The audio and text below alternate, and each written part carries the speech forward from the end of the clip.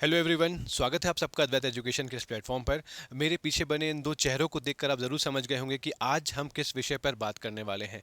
जी हाँ दोस्तों, पाकिस्तान पर चल रहे इस पॉलिटिकल ड्रामा में जहां पर ये दो चेहरे आपको नज़र आ रहे हैं, एक बार फिर ये साबित कर दिया है कि वहां का जो प्रधानमंत्री है इस बार भी वो अपनी पूरी पारी नहीं खेल पाएगा।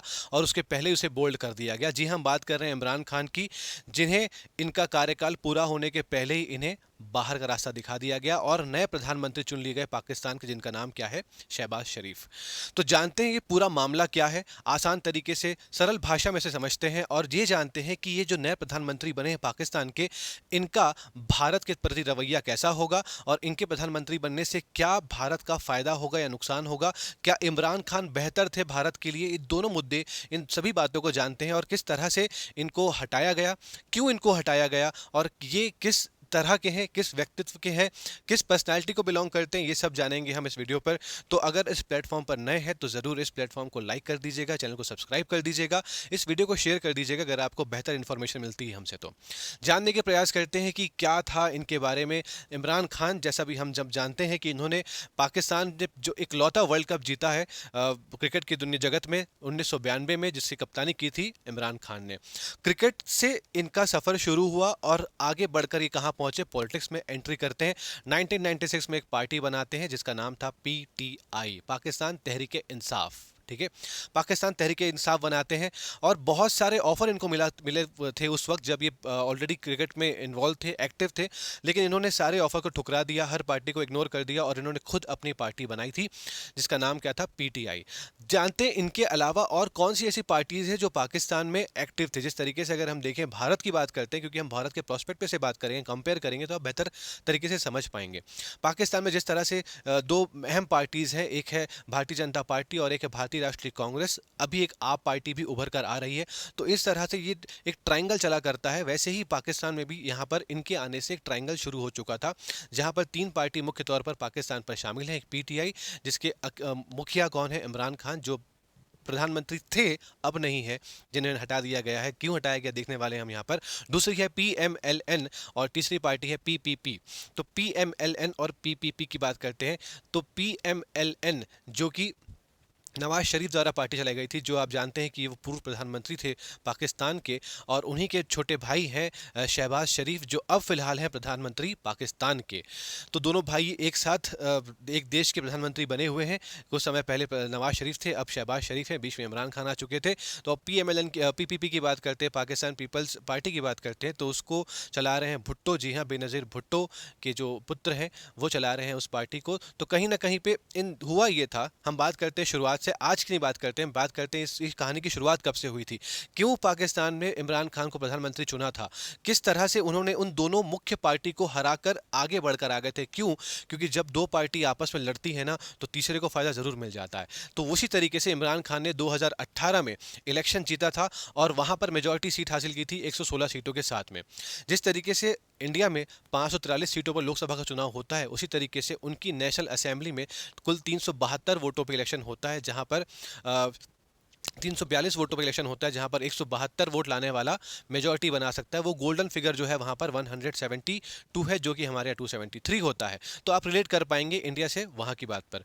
ठीक है, तो हमारे यहाँ कितना होता है? 543, वहां पर होता है 342 टोटल सीट्स है नेशनल असेंबली में। जैसे हमारे लोकसभा होती है, वहां पर नेशनल असेंबली होती है, हमारे यहाँ मेंबर ऑफ पार्लियामेंट होते हैं, वहां मेंबर ऑफ नेशनल असेंबली होते हैं, एमएनए होते हैं। और वहां पर जो पार्टी 142 वोट लेकर 172 वोट लेकर आ जाती है, वही पार्टी जो है मेजॉरिटी जीत जाती है और वो गोल्डन फिगर अचीव करने वाली। लेकिन पाकिस्तान में 2018 में पीटीआई, जो कि इमरान खान की पार्टी है, उसने 342 में से 116 सीट हासिल करी, जो कि ओवरऑल उस समय की मेजॉरिटी थी। लेकिन बात करें आगे की, तो ये इतने इस फिगर से वो वहां पर पार्टी तो नहीं बना सकते थे।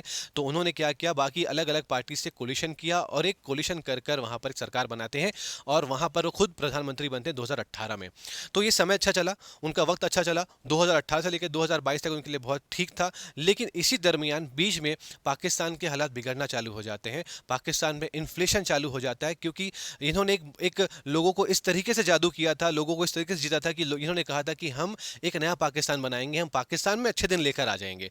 तो लोगों ने उस बात को फॉलो किया, समझा कि यार ये बंदा कुछ कर सकता है, क्रिकेट अच्छा खेलता था, आखिरी बॉल तक स्ट्रगल करता था, तो शायद ये हमारे देश के लिए कुछ अच्छा कर जाएगा, बेहतर कर जाएगा। लोगों ने उसकी बात पर, उनकी बात पर हामी भरी, उनको सपोर्ट किया और एक नए पाकिस्तान को बनाने के लिए इनको अपना समर्थन दिया। और ये कोशिश करते रहे नए पाकिस्तान के लिए, लेकिन नए पाकिस्तान में ऐसा कुछ हुआ कि नए पाकिस्तान में बेरोजगारी बढ़ गई, नए पाकिस्तान में फूड सप्लाई कम हो गई, नए पाकिस्तान में एम्प्लॉयमेंट कम हो गया, अनएम्प्लॉयमेंट बढ़ गया, नए पाकिस्तान में बिजनेस अपॉर्चुनिटीज़ कम हो गई और इस नए पाकिस्तान में बहुत सारे करप्शन चालू हो जाते हैं जो पाकिस्तान लोगों को पसंद नहीं आने लगा।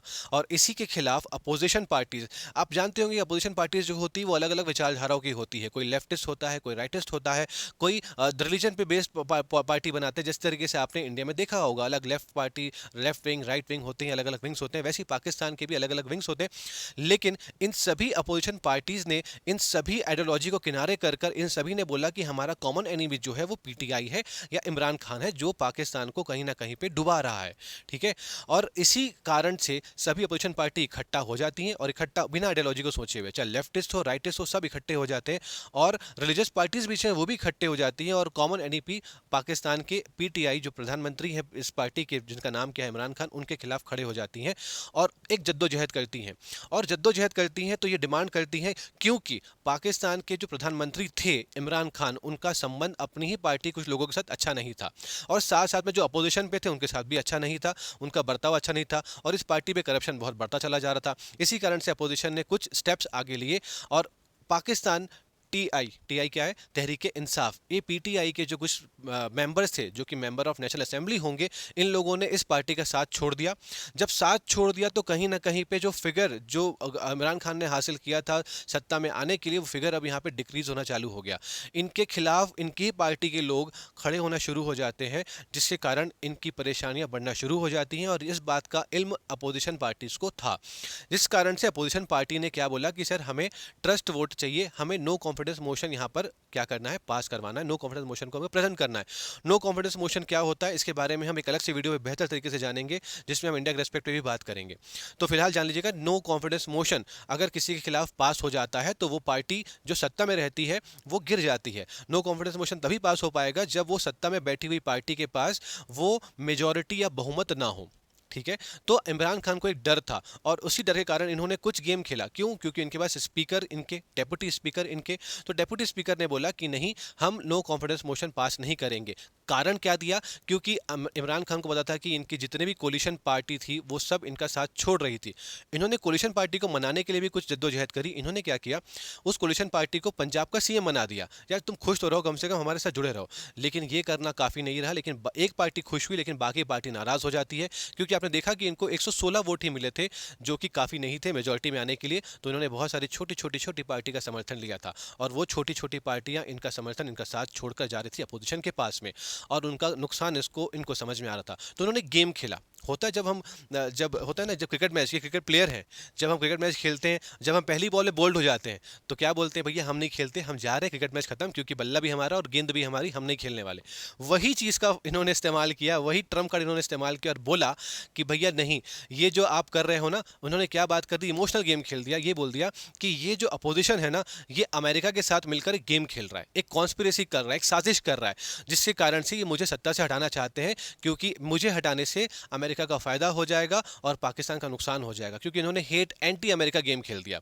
अब ये एंटी अमेरिका गेम खेलने के लिए कुछ सबूत दिया होगा। उन्होंने ये कहा कि भाई मैं रशिया का सपोर्ट कर रहा था जब यूक्रेन और रशिया वॉर पे थे, यूक्रेन का सपोर्ट अमेरिका कर रहा है, मैंने रशिया में जाकर वहां पे बातें करी और मैंने रशिया का सपोर्ट कर दिया, इस कारण से अमेरिका मुझसे नाराज हो चुका है।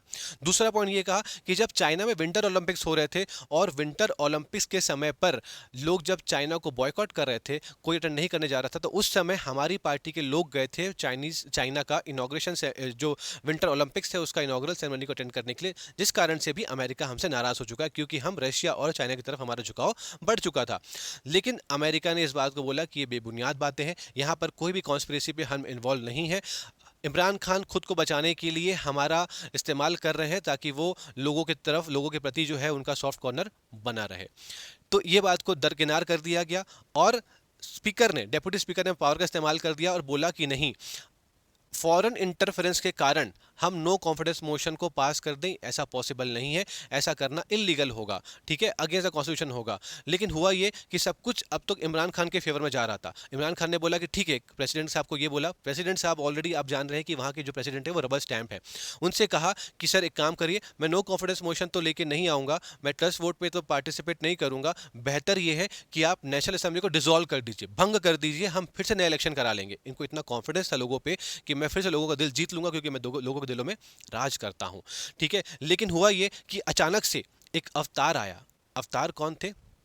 अवतार थे chief justice of high court. कहाँ के? पाकिस्तान के सुप्रीम कोर्ट। और जैसे कि हम बात करते हैं इंडियन जुडिशरी की, इंडियन जुडिशरी कैसी होती है हमारे कॉन्स्टिट्यूशन के अकॉर्डिंग, वो इंडिपेंडेंट भी है और वो इंटीग्रेटेड भी है, तो इसके पास एक इंडिपेंडेंट पावर होता है। उसी पावर का इस्तेमाल किया था पाकिस्तान की सुप्रीम कोर्ट ने, और वहाँ के चीफ जस्टिस सामने आते हैं, खुद से ये फैसला लेते हैं कि ये जो चीज़ें हो रही हैं, किसी ने उनके पास जाकर पिटिशन लगाई थी, वो खुद से आते हैं, वॉलंटरली आते हैं और क्या करते हैं, बोलते हैं कि ये जो चीज़ें हो रही हैं ये एब्सोल्युटली अनकॉन्स्टिट्यूशनल है, कि किसी भी हद पर आप नो कॉन्फिडेंस मोशन के खिलाफ नहीं खड़े हो सकते, ये करना अनकॉन्स्टिट्यूशनल होता है, आप संविधान के खिलाफ नहीं जा सकते और आपको नो कॉन्फिडेंस मोशन रोकने का अधिकार नहीं है।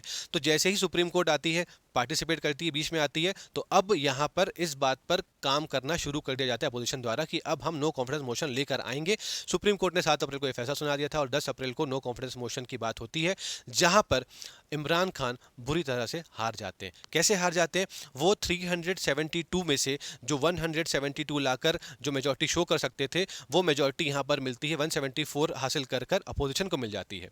तो अपोजिशन यहाँ पर जीत जाता है और no confidence motion, no trust vote जो होता है वो पाकिस्तान हार जाता है, ठीक है। तो ये मज़े की बात ये थी कि अब तक ये तो अच्छी बात है कि ये जानना आपको जाना है कि आज तक कितनी पाकिस्तान प्राइम मिनिस्टर ने अपनी इनिंग्स को पूरा नहीं प्ले किया, मतलब जो उनका जो टेन्योर होता है कभी तक पूरा नहीं किया। लोगों को उम्मीद थी कि शायद इमरान खान एक अलग प्लेयर है, एक अलग तरह के मिनिस्टर हैं, एक अलग सोच वाले व्यक्ति हैं, एक अलग क्लास से आते हैं, अलग फैमिली से बिलोंग करते हैं, तो लगा था कि शायद इमरान खान इस टेन्योर को पूरा करेंगे और ऐसा करने वाले पहले प्रधानमंत्री बन जाएंगे। बट ऐसा ना हो सका क्योंकि इन्होंने ये नो ट्रस्ट वोट को क्या कर दिया, ये लूज कर जाते हैं, ठीक है। ये लूज कर जाते हैं क्योंकि इनका बर्ताव, इनका रवैया, इनका जो तरीका था न्यू पाकिस्तान वाला, वो एब्सोल्युटली क्या हो गया, फेल साबित हो जाता है, ठीक है। दोस्तों आगे बढ़े, मुझे लगता है कि यहाँ तक चीज़ें समझ में आ रही होगी। तो इन्होंने जो मैंने बताया कि कॉन्स्पिरेसी को इन्होंने बताया कि कॉन्स्पिरेसी थी, जिस कॉन्स्पिरेसी के चलते मुझे हटाया जा रहा है, वो सब बेबुनियाद निकला और इनके खिलाफ नो कॉन्फिडेंस मोशन को पास किया गया और ये उस समय से पाकिस्तान के प्रधानमंत्री पद से हट जाते हैं। अब जब ये हटते हैं तो अपोजिशन ने कंबाइंडली, जॉइंटली, यूनानिमसली क्या किया, चुन लिया किसको, शहबाज शरीफ को। तो शहबाज शरीफ जो है वो पाकिस्तान के अब 23वें प्रधानमंत्री बन चुके हैं, 23वें प्रधानमंत्री बन चुके हैं, जिनका कार्यकाल जो रहेगा वो अगस्त 2023 तक रहेगा, अगस्त 2023 तक, क्योंकि 2018 में इमरान खान की सरकार आई थी। अब क्योंकि ये नो कॉन्फिडेंस वोट से हट चुके हैं इमरान खान और शहबाज शरीफ आ चुके हैं पिक्चर में सामने, क्या बनकर, पाकिस्तान के नए प्रधानमंत्री बनकर आ चुके हैं। ये है नवाज शरीफ के भाई, ठीक है, नवाज शरीफ जो कि पाकिस्तान के पूर्व प्रधानमंत्री रह चुके थे। तो अब ये जानना ज़रूरी है कि शहबाज शरीफ के प्रधानमंत्री बन जाने से क्या ये इंडिया के लिए फेवर करेगा या इंडिया के खिलाफ खड़े हो जाएगा। तो सबसे पहली बात ये कि मैं बता दूं, जैसे ये शहबाज शरीफ पाकिस्तान के प्रधानमंत्री बनते हैं, वैसे इनको हमारे प्रधानमंत्री श्री नरेंद्र मोदी जी ट्वीट करते हैं और उनको कॉन्ग्रेचुलेट करते हैं और उम्मीद करते हैं कि जब आप प्रधानमंत्री बन चुके हैं तो हम देश में, हम अपने सीमाओं में, हम आपस में क्या करेंगे, हम शांति और अमन पैदा कर सकेंगे, हम टेररिज्म को खत्म कर सकेंगे और अपने संबंध को सुधार सकेंगे। ये सब इन्होंने कहा, इन्होंने उसको अप्रिशिएट भी किया। लेकिन हम एक बात जरूर जान लें कि शहबाज शरीफ का जो बैकग्राउंड है वो कैसा था, कि जो शहबाज शरीफ है ये 1996 में पॉलिटिक्स में एंट्री करते हैं और पॉलिटिक्स में एंट्री कर बहुत कोशिशों के बाद ये पाकिस्तान में ही पंजाब है, उस पाकिस्तान के पंजाब के सीएम बनते हैं, चीफ मिनिस्टर मतलब मुख्यमंत्री बनते हैं, टोटल 3 बार बनते हैं। बीच में करप्शन का चार्ज लगता है, कुछ ऐसे इल्जामात लगते हैं इनके ऊपर कि 1997 से लेकर 2007 तक ये एग्जाइल में रहते हैं, अपनी फैमिली के साथ सऊदी अरब में रहना पड़ता है, देश निकाला हो जाते हैं, फिर वापस लौटते, फिर पंजाब के सीएम बनते हैं और उसके बाद कोशिश करते करते करते करते 2018 में इलेक्शन में पार्टिसिपेट करते हैं, जहां पर ये हार जाते हैं इमरान खान के सामने। ऑब्वियस सी बात है कि हमने पढ़ा हुआ उनके बारे में, इमरान खान जीत जाते हैं और इसके बाद जब अपोजिशन का सपोर्ट लेकर सारी पार्टीज को इकट्ठा कर नो कॉन्फिडेंस मोशन पास करवाकर इमरान खान को हटाकर शहबाज शरीफ जो है पाकिस्तान के 23वें प्रधानमंत्री बन चुके हैं। और इसी के बाद हम जाने कि इनका सपोर्ट, इनका व्यू क्या है इंडिया की तरफ अगर देखा जाए, तो 2018 के इलेक्शन के वक्त की बात करते हैं, क्योंकि लुभाने के लिए, लोगों को लुभाने के लिए इन्हें ऐसी पॉइंट्स रखने पड़ते हैं, क्योंकि जब क्यों देखो, दो तरीके से इंसान आगे बढ़ सकता है। एक तरीका ये है दोस्तों कि अपने आप को आप या तो सबसे आगे कर लो कुछ अपनी काबिलियत के हिसाब से, या तुम दूसरे की बुराई कर दो, दूसरे को नीचा करके तुम आगे बढ़ जाओ। तो ये जो पार्ट है, सेकंड वाला पार्ट जो मैंने बताया, सेकंड पॉइंट जो है उन्होंने फॉलो कर दिया। भाई किसी देश को नीचा दिखाकर, किसी को कमजोर दिखाकर, किसी को बुरा कहकर अच्छा बन जाना, ये एक तरीका होता है जिसको इन्होंने अपनाया था। और उन्होंने उस समय कहा था कि इन्होंने, शहबाज शरीफ ने बोला था कि कश्मीर पार्ट ऑफ पाकिस्तान, मतलब हम, मेरा खून खौलता है कि पाक कश्मीर को इंडिया का भाग देखकर, तो कश्मीर जो है वो पाकिस्तान का हिस्सा रहे, ये इनका मकसद था। तो कहीं ना कहीं पे आपको इनकी सोच नजर आ रही होगी, या ये कह सकते हो कि इलेक्शन के मौके पे इन्होंने एक जुमला फेंक दिया होगा, ऐसा भी हो सकता है। लेकिन हम ऑप्टिमिस्ट हैं, हम पॉजिटिव हैं। इंडिया ने क्या कहा, हम ऑप्टिमिस्ट हैं, but we are cautious optimistic. हम बहुत ध्यान से ही क्या करेंगे, सकारात्मकता की ओर बढ़ेंगे, हम बहुत कौशन लेकर आगे बढ़ेंगे। क्यों? क्योंकि इनकी मंशा कुछ और भी हो सकती है, बदल भी हो सकती है। क्योंकि आप जानते हो कि ये जिनके भाई हैं, उनके भाई जो है नवाज शरीफ है, नवाज शरीफ के वक्त पे, क्योंकि नवाज शरीफ के वक्त में इंडिया और पाकिस्तान के रिलेशन अभी से पहले से बेहतर थे। क्योंकि आपने पता है कि हमारे प्रधानमंत्री मोदी जी भी उस समय जब गए थे पाकिस्तान, तो वो सरप्राइज मीट चले जाते हैं नवाज शरीफ से मिलने के लिए, और वहाँ पर बहुत सारी चीज़ों को अटेंड करके भी आते हैं। नवाज शरीफ के टाइम पर भी उन्होंने बहुत कोशिशें भी करी थी कि इंडिया पाकिस्तान के जो रिलेशन है वो बेहतर हो जाए, और उन्होंने इकोनॉमिक कॉरिडोर भी रेडी करने का प्रयास किया था। जो हमारे स्टील टाइकून है जिंदल जी, उनके साथ भी उन्होंने बहुत सारे मीटिंग्स भी करी थी, बहुत सारे उनके अपॉइंटमेंट्स भी हुए थे साथ में, ताकि इकोनॉमिक टाइज जो है, जो इकोनॉमिक रिलेशनशिप है इंडिया और पाकिस्तान का, वो बेहतर हो सके। ठीक है, तो हम इस तरीके से सोच सकते हैं कि यहाँ पर हमारे साथ कुछ पॉजिटिविटी ज़रूर है। लेकिन अब अगर हम देखें, ये तो बात हो गई इंडिया के साथ में रिलेशन कैसा हो सकता है शहबाज शरीफ का, लेकिन क्या जिस तरीके से इमरान खान ने चाइना के साथ संबंध निभाया था, क्या शहबाज शरीफ भी चाइना के साथ संबंध निभाएंगे? क्योंकि आपको पता है कि इंडिया और चाइना के संबंध किस तरह से चलते आ रहे हैं, किस तरह से हड़कंप मचा हुआ था बहुत जगह। गलवान घाटी की हम बात कर लेते हैं, और हम बात करते हैं इमरान खान के टेन्योर की, तो हमने देखा था पुलवामा अटैक भी हुआ था, बालाकोट अटैक भी हुआ था, बहुत सारे एयर स्ट्राइक्स भी हुई थी। तो ये सब चीज़ें इमरान खान के वक्त पे चला आ रहा था। लेकिन अगर हम बात करते हैं नवाज शरीफ के भाई शहबाज शरीफ के बारे में, तो उनका रिलेशन पाकिस्तान चाइना के साथ कैसा हो सकता है? तो चाइनीज मीडिया ने कहा था कि ये जो पाकिस्तान के जो नए प्रधानमंत्री बनने वाले हैं शहबाज शरीफ, ये इमरान खान से बेहतर रिलेशन निभाएंगे चाइना के साथ में।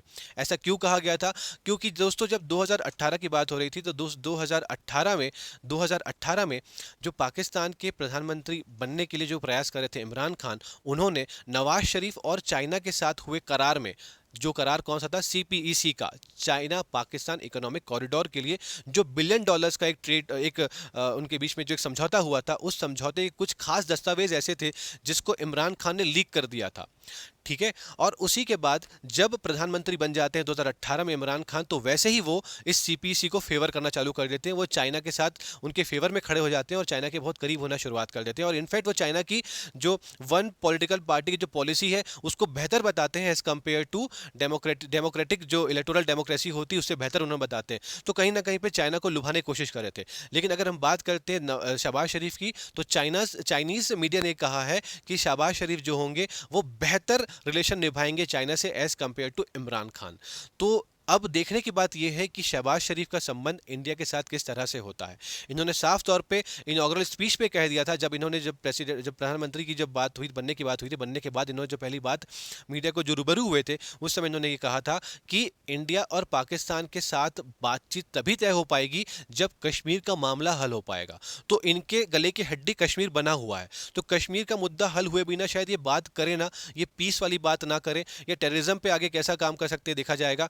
तो इनके साथ ऊपर एक और मुद्दा ये भी था कि जब कुछ समय पहले जो हाफिज सईद है, जो कि एक क्या है, टेररिस्ट जिसको डिक्लेयर कर दिया गया वर्ल्ड लेवल पे, ग्लोबल लेवल पे टेररिस्ट डिक्लेयर कर दिया गया है, जिन्हें अभी अरेस्ट भी कर लिया गया कुछ समय पहले, उनको भी इन्होंने फंडिंग करी थी। जिस ऑर्गेनाइजेशन को वो रन करते थे वहाँ पे कुछ क्रोर्स की फंडिंग इन्होंने भी करी हुई थी। तो इनका संबंध ऐसे कुछ एक्टिविटीज़ में भी शामिल है। तो देखने की बात यह है कि आगे जाकर इंडिया और पाकिस्तान के संबंध किस तरह से आगे बढ़ सकते हैं इनकी लीडरशिप में, पाकिस्तान की लीडरशिप के अंदर पे।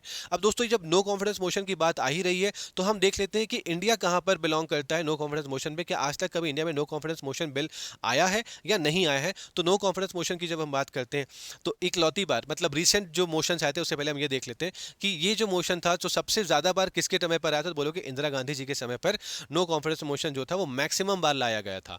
ठीक है, मैक्सिमम बार लाया गया था। और अगर रिसेंट की अगर हम बात करते हैं तो यहां पर 93 में कांग्रेस ने भी इसको जीत लिया था। मतलब ये सीपीआई लाने वाली पार्टी कौन होती है, जो अपोजिशन पे होती है। जीतने और हारने वाली पार्टी कौन सी होती है, जो सत्ता में होती है, जो पावर में होती है। तो यहां पर कांग्रेस जीत जाती है इस मोशन को, सीपीआई जो लेकर आता है इस मोशन को, तो ये सरकार बनी रहेगी। 1999 में BJP loses the no confidence motion after Jayalalithaa withdraw the support. Coalition government थी, जयललिता ने अपना सपोर्ट हटा लिया था, इनकी नंबर्स कम हो चुके थे, और वहां पे जब अपोजिशन ने नो कॉन्फिडेंस मोशन लेकर आया था तो ये लूज कर जाते हैं। एक अटल बिहारी वाजपेयी की सरकार 1999 में गिर जाती है due to the loss of no confidence motion, और वो भी एक वोट से। तो एक वोट की कीमत बहुत ज़्यादा होती है, इसलिए आखिरी दम तक ये पॉलिटिकल पार्टीज के जो जो नेता होते हैं लड़ते रहते हैं। 2003 में अटल बिहारी वाजपेयी ने भी नो कॉन्फिडेंस मोशन बिल क्या किया था, जीत गए थे। इसका मतलब कि वहां से हटेंगे नहीं, और उसको लाया कौन था, कांग्रेस उस समय अपोजिशन पे थी। 2018 में टीडीपी ने भी नो कॉन्फिडेंस मोशन लाया था, और वो बीजेपी के आगे जाती है, उसे जीत जाती है, ऑब्वियसली जीत जाती है, तभी तो सत्ता में बनी हुई है। तो ये कुछ चीज़ें थी जो हमने समझी, बहुत ब्रीफ में जाना कि पाकिस्तान में क्या क्या चीज़ें चल रही है, क्या माहौल बना हुआ है, और उसका असर जो पॉलिटिकल ड्रामा चल रहा है और जो चेंजेस हो रहे हैं पॉलिटिकल सिस्टम में पाकिस्तान के, वो होने से कितना फ़र्क पड़ेगा इंडिया की पॉलिटिक्स के अंदर पे। और पाकिस्तान के लिए अच्छी खबर ये थी कि आज तक जिनको हटाया गया था वो कुछ अलग रीज़न से अनकॉन्स्टिट्यूशनली हटाया गया था, पीएम्स को। और पहली बार ऐसा हुआ है कि पाकिस्तान के किसी प्रधानमंत्री को हटाया ज़रूर गया है, हटाया बहुत बार गया, लेकिन पहली बार ऐसा हुआ है कि सेकंड टाइम ऐसा हुआ है कि उन्हें नो कॉन्फिडेंस मोशन से हटाया गया है, मतलब कॉन्स्टिट्यूशनल के दायरे के अंदर रहते हुए हटाया गया है। मतलब कहीं ना कहीं पे ये सिस्टम को फॉलो करने की बात हो रही है। तो दोस्तों मुझे लगता है कि आपको ये जो शॉर्ट में जो हमने इन्फॉर्मेशन आपको दी है ये आपको पसंद आई होगी, आपको समझ में आई होगी। अगर चैनल पे पहली बार अगर आप आ रहे हैं तो इसे ज़रूर शेयर करिएगा, और अगर ये वीडियो पसंद है तो इसे लाइक और शेयर ज़रूर करिएगा, कमेंट करिएगा और बताइएगा कि आपको आगे किस टॉपिक पर वीडियो चाहिए। हम प्रयास करेंगे कि उन चीज़ों को आसान शब्दों पर आसान तरीके से आपके सामने लाने का प्रयास करें। Thank you so much, all the very best, take care, God bless, स्वस्थ रहें, मस्त रहें, बाय बाय।